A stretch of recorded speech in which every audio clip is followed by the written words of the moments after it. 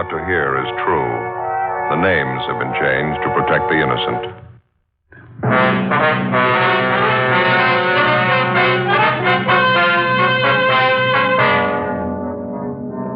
You're a detective sergeant. You're assigned to robbery detail. A pair of bandits are staging a rapid-fire campaign of holdups in your city. In 21 days, 11 food markets have been robbed. The holdups go on. The suspects are still unidentified. Your job? Get them.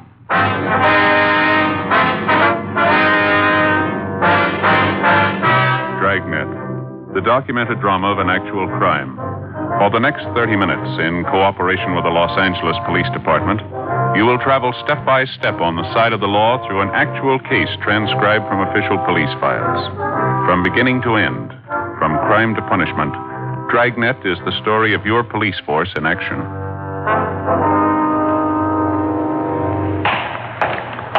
It was Tuesday, September 26th. It was hot in Los Angeles. We were working the day watch out of robbery detail.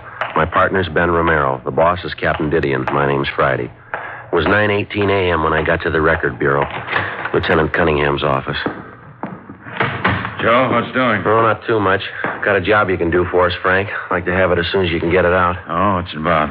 On these market bandits. We've already gotten out a dozen teletypes and bulletins on them. Like to get out some mimeographs, too, if we can. General distribution, eh? What do you want on them? Well, I better lay out the whole thing for you. A lot of the copies are going to the Retail Grocers Association, all their members. No luck with those two thieves so far? No. We're no closer than we were 3 weeks ago. Figure this ought to plug another loophole. How many copies you figure you want on this? About 1,000? Yeah, that's fine. That ought to do it. All right. Okay, now what do you want to go in it, Joe? Well, you better lead off with the first job they pulled. That was on the 3rd of this month. Makes it a little better than 3 weeks now. They hit a supermarket out on Pico. Okay. Got it? Ever since, they've averaged about 3 jobs a week. We know they're hitting nothing but supermarkets. All of them on main thoroughfares, no small neighborhood stuff. I got it. So far, they've confined their operations to the 77th Street Division and the county territories, generally the south end of town. They're 2 men, and they got a pretty well-established M.O. Well-established M.O., okay. They're hitting in the morning hours, usually from the time the markets open up until around noontime. They use a stolen car. 95% of the time, a car stolen from the industrial area. Cars they steal for the jobs are always either a Pontiac or a Nash. Yeah. We also know they're dropping the stolen cars within a short radius of the holdup scene, about a half a dozen blocks or so. In some instances, they use a second automobile or public transportation, some kind of bus or streetcar, to make their getaway after they drop the stolen car. Just a minute, Joey. I'm sorry. Going a little fast, huh? Yeah. Okay, I got it. Okay. Well, let's see. All right, go ahead now. They usually pull up and park directly in front of the market that they're going to hold up. One of the men always remains in the car behind the wheel. Apparently, it's always the same man. Here's the description. Meager. We know he's good size. MWA. Fairly large build. Here's about the best description we've been able to piece together on the second man. Picked up a little bit from each victim. All right. Second man described as MWA also. About 5 foot 8 inches, medium build, 155 to 160 pounds. Always wears a hat. Yeah. Brown suit, rough material of some kind, maybe tweed. Want to smoke, Frank? Huh? Smoke. Oh, no. All right. When he enters the market for the holdup, the second man always holds a white handkerchief to his face as if he's wiping his eyes. Keeps most of his face covered with it during the robbery. He's armed with a nickel-plated revolver, possibly .38 caliber. We know the jobs are well cased because in almost every instance, the suspect goes directly to the manager of the market. Goes directly to the manager.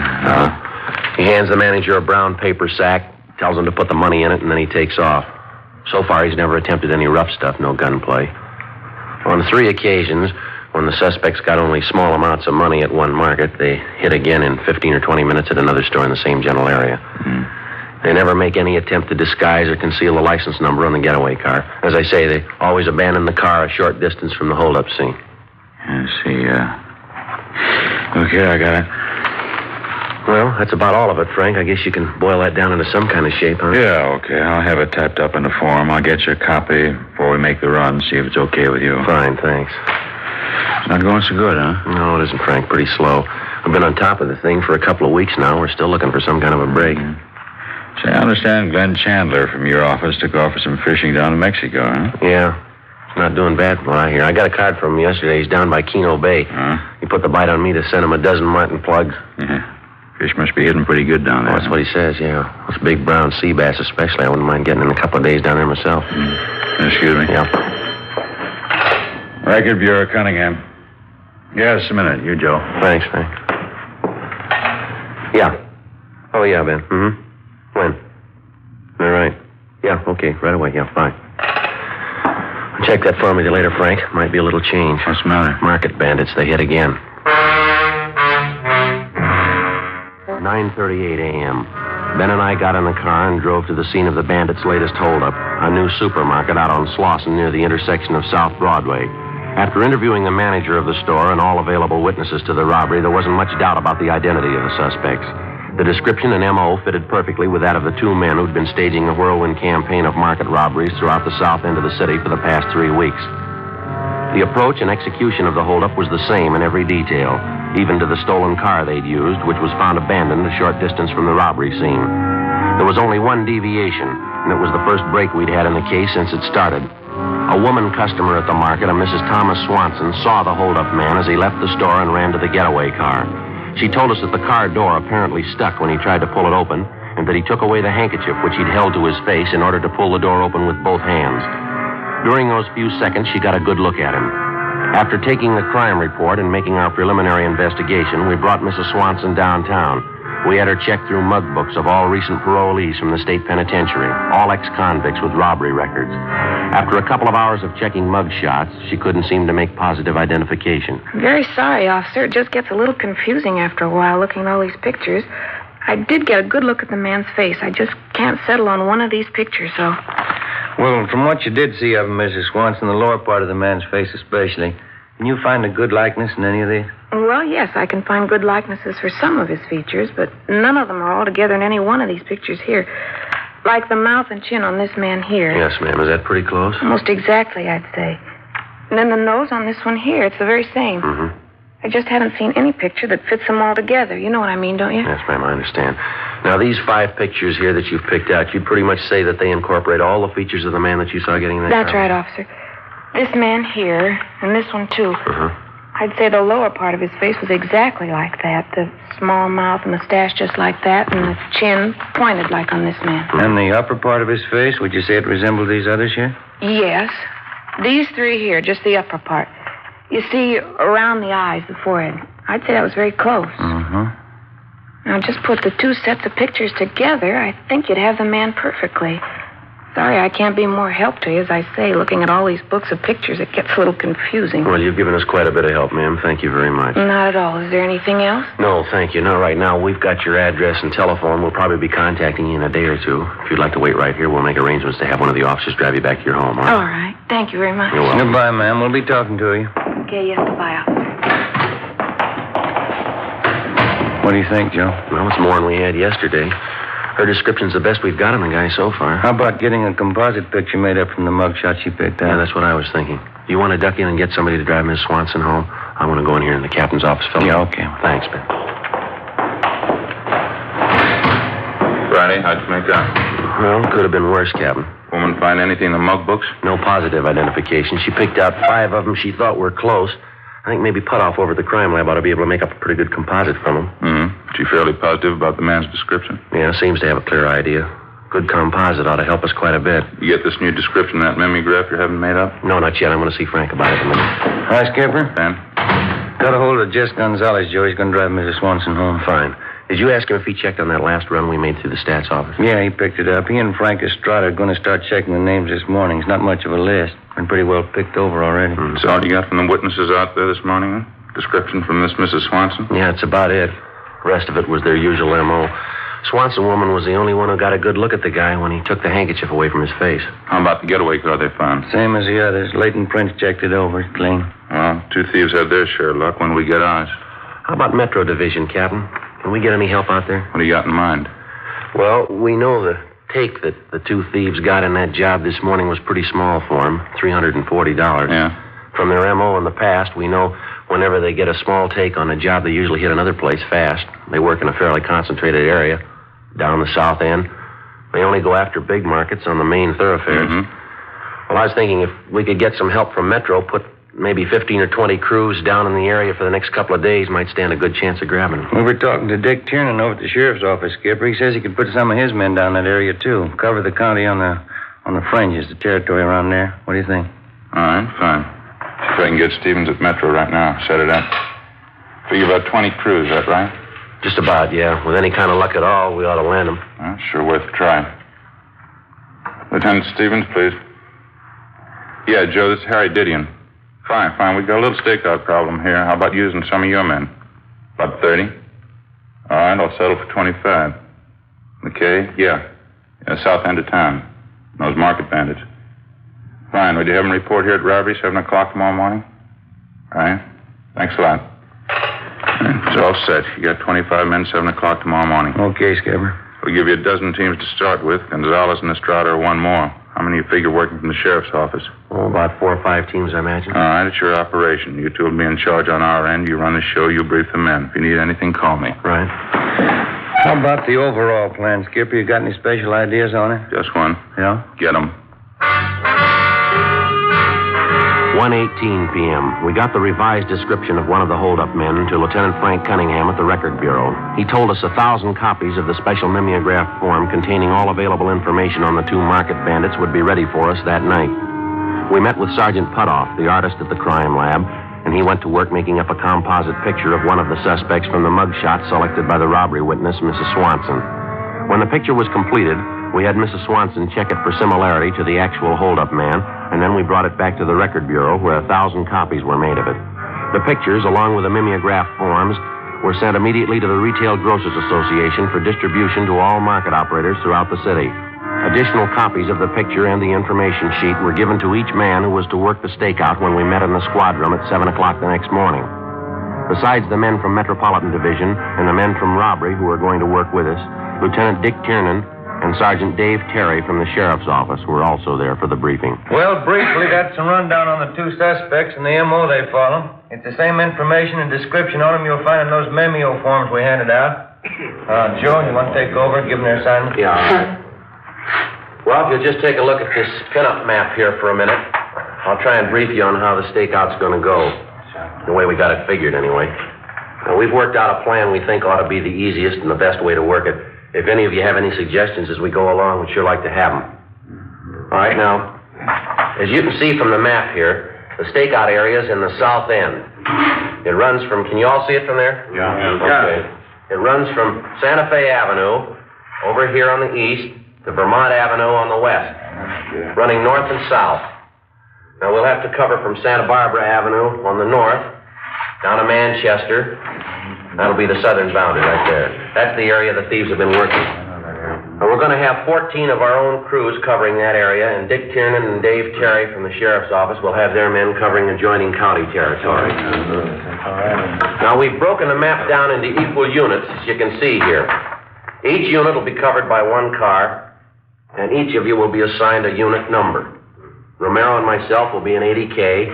We'll have a roving unit. We'll cover the entire area. You'll have 3-way radios in your car, so you'll be able to contact us directly if you have to.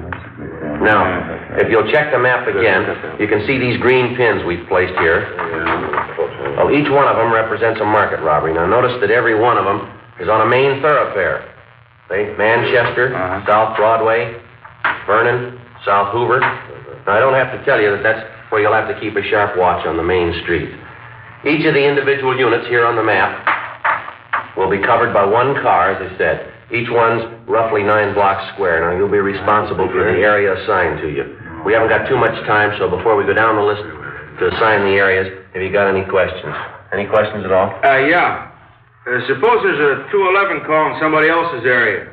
I mean, other than the one you're assigned to. Do we leave our area and head over there? No, Jess, I meant to bring that out. If there's a robbery call in somebody else's area, stay put till you get a call to lend a hand. Oh. Anything else? Yeah, how about the managers of these markets? They've been briefed on the stakeout? They know we're going to be covering the area? Yeah, they've all been alerted. Now, in case of a holdup, they might try to contact you directly. They'll be looking for you. You'll be looking for them. That it, Bob? Is that covered for you? Well, yeah, but I'm just wondering about this number 2 suspect, the one who drives the getaway car. Yeah? Well, it says here on the dope sheet, number 1 suspect carries a nickel-plated revolver. Now, how about number 2? He carry a gun? Well, I wish I could answer that. We don't know. All the information we got on him is on the sheet right there. I see. Well, they never try any rough stuff anyway, do they? No gunplay. They never hurt anyone. No, not yet. Don't let him make you the first. 7:30 a.m. We finished handing out the assignments, and the men left to take up their stakeout positions in the south end of the city. 2 men to a team, each team in a 3-way radio car, each car to patrol a designated 9-square block unit. There were 20 such units within the frame of the overall stakeout area. At the same time, cruiser cars from the sheriff's office, operating on their own radio setup, began patrolling the fringe positions which fell in county territory. Through Control 1 at our communications division, we kept in continual contact with them. 8 a.m. All the cars were in position, each of them patrolling their individual 9-square block unit. The first 2 hours passed, no reports, no sign of the market bandits. Between 10 a.m. and noon, half a dozen possible suspects were stopped and questioned by different teams and then brought to the 77th Street Division for processing. All of them were eliminated. The afternoon of the first day went pretty much the same. We had shakedowns on 4 parked cars in the area and more shakedowns on possible suspects. Nothing materialized. The next morning, Ben and I, along with the other 32 men in the stakeout, picked up where we'd left off.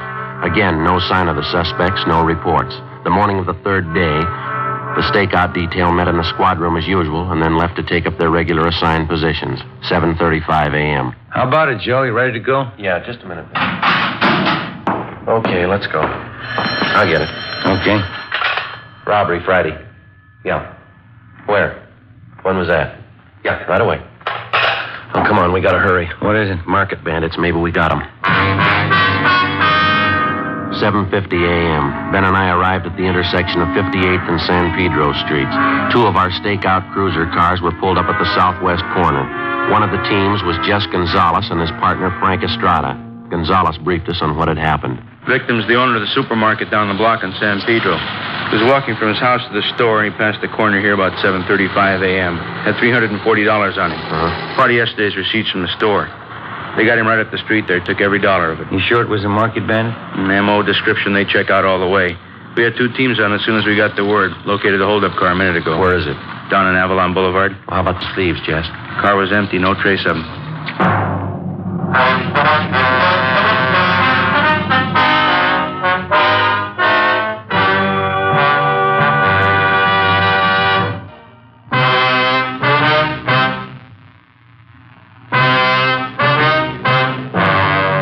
Saturday, 8:05 a.m.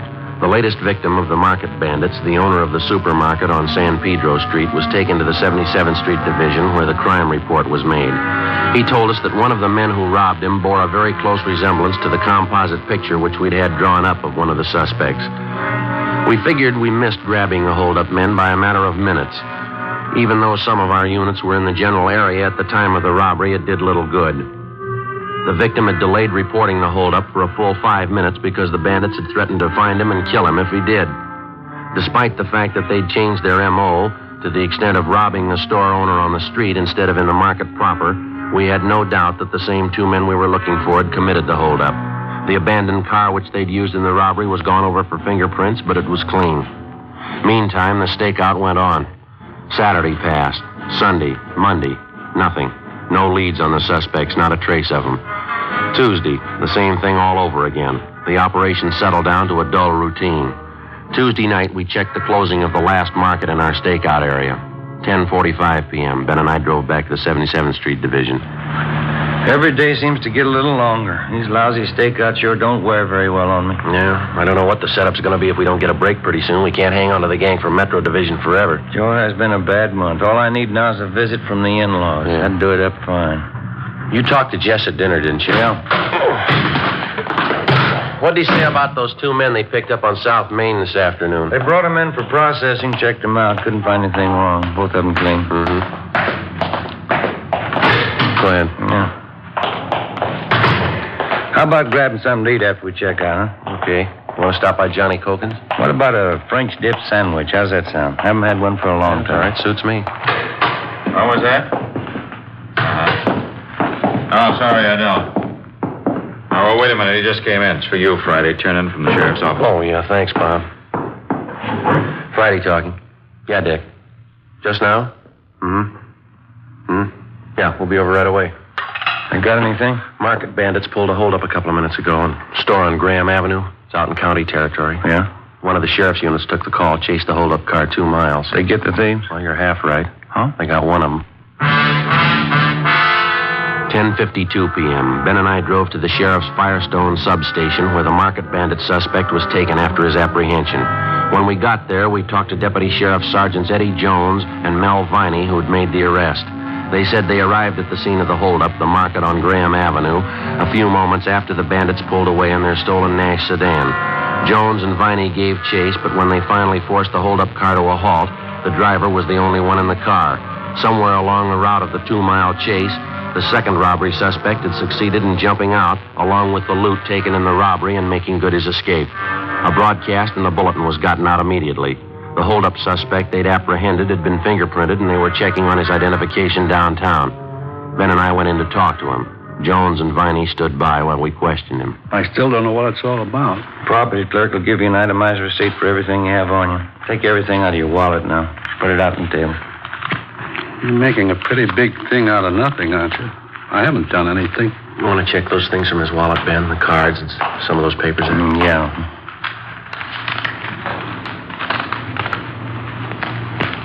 This your true name on this card here? Grant B. Jameson, is that right? That's right. This your present address? Yeah? You ever been arrested before? Why you ask that? It's not going to take too much time to find out. You might as well tell us. We still don't know what this is all about. I was speeding a little, that's all. I haven't done anything. No, you're kidding yourself, Jameson. We got everything on you that we need. What do you think you're going to gain by stalling us? You must have me mixed up with somebody else. I don't know what you're getting at. This card here you took out of your wallet, you recognize it? Why?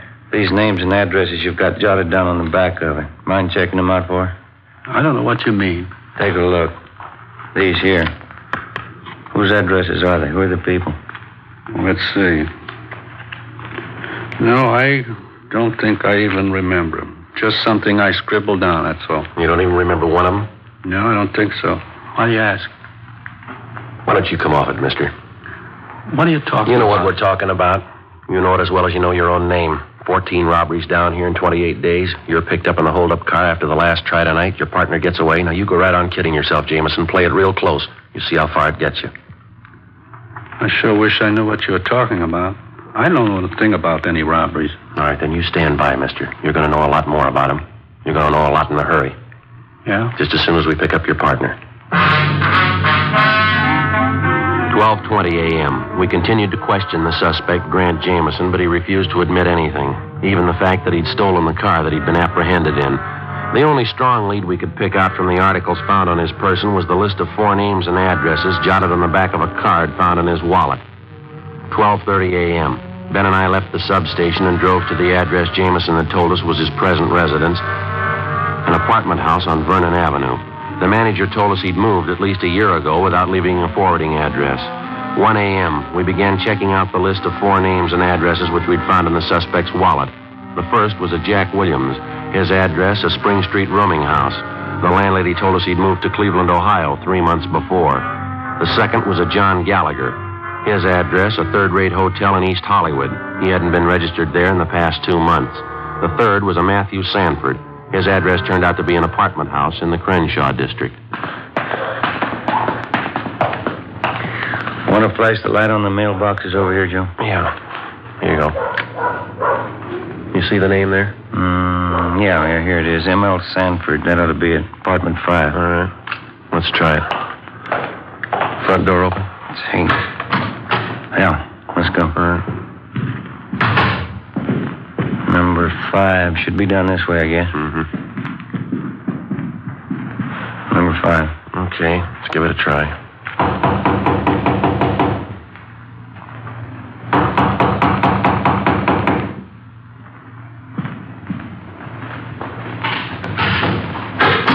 Grant, that you? Police officers. You Matthew Sanford? Get out of here. All right, hit it, Ben. Yep. All right, come on. Put the gun down. Drop it. I got it, Joe. All right, get your hands out. I'll cover him. Look around, huh? All right. What is this anyway? What's the idea? You tell us. You pulled the gun. You got no business in here. You got no right. All right, you just stand still. We'll explain it downtown. Money sacks, Joe. Found them in the desk. Same market they hit tonight. All right, Sanford. You got nothing from me. I don't know what you're talking about. Get his coat, will you, Ben? Yeah, all right. What are you trying to build anyway? You haven't got anything on me? 14 robberies, mister. That's what we got on you. You think you got proof? We got it. Yeah? 14 victims. Come on, let's go.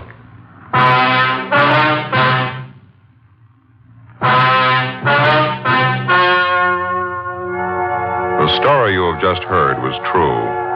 The names were changed to protect the innocent. The two market bandit suspects, Grant Burton Jameson and Matthew Roy Sanford, were tried and convicted on 14 counts of first-degree robbery and received sentences as prescribed by law. First-degree robbery is punishable by imprisonment in the state penitentiary from 5 years to life.